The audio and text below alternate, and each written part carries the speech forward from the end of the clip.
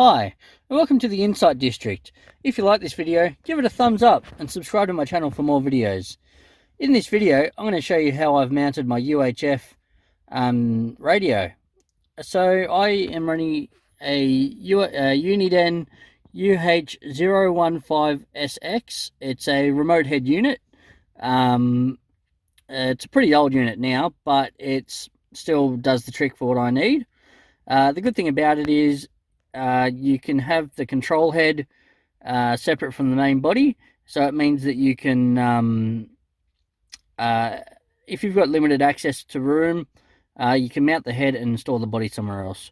So as you can see, I have the control head mounted just below the CD player intake, and I've put the handset up next to the screen and in the air vent. So the good thing about this is I haven't had to drill any holes or anything. It literally just pulls out, but there's enough friction there. If I just wedge it in, it holds there, stays there all day, and I can just clip it in and it's happy days.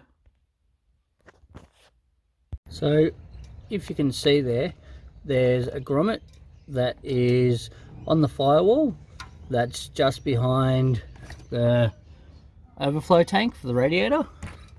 See if we can get a better...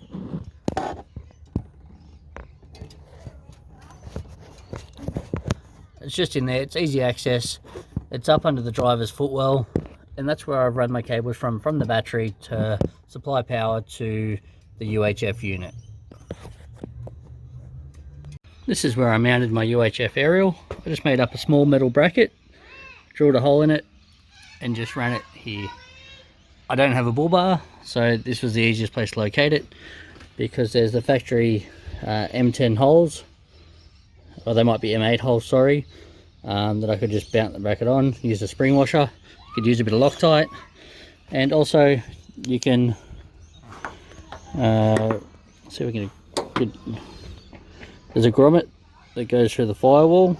Oh, sorry, not through the firewall, through the back of the seat. You can see where the cable runs there. I just run the cable in through there, then down along the door track. So that's the location of my UHF aerial.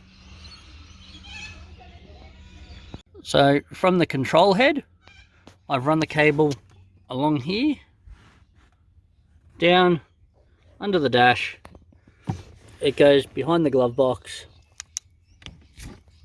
and the main base unit is there. So that's just tucked in the footwell. It's out of sight, and I have the speaker mounted. You can't see it overly well, but it's mounted back under the dash, just there. It's loud enough, so when I turn it on, you can hear channels clearly.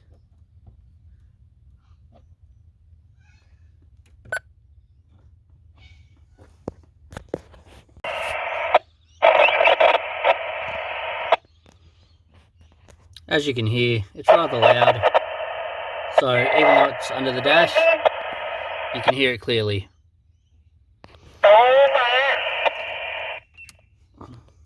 So once again, the unit is under the dash. Once the glove box is put back in place, you can't even see the unit. Passengers aren't going to kick it. And it's all neat and tidy on the dash, easy accessible, all loud and clear. If you've got any other questions, feel free to leave a comment. Like this video if this is helpful to you in any way, and subscribe to my channel if you haven't already, because I've got plenty more videos to come. Thank you for watching.